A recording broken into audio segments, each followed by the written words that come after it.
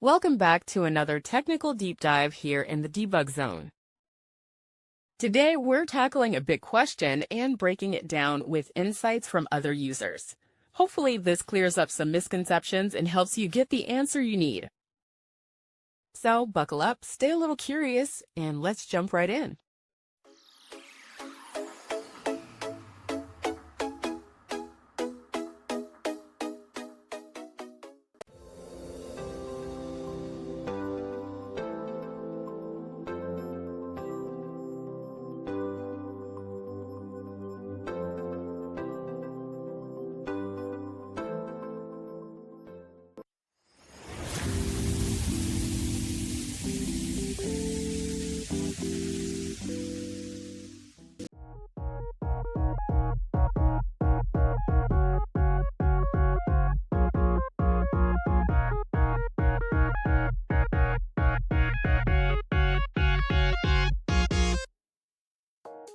And that's a wrap.